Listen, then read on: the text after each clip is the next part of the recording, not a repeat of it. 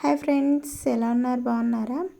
And ఈరోజు మన video వచ్చేసి ఆల్రెడీ మీకు అర్థమైపోయి ఉంటుంది. మా కన్నయ్య బర్త్డే అనమాట. తమ్ముళ్ళని చూస్తే అర్థమైపోతుంది. అలానే మా కన్నయ్య అయితే చాలా మంచిగా ఫొటోస్ అనేది దిగాడు.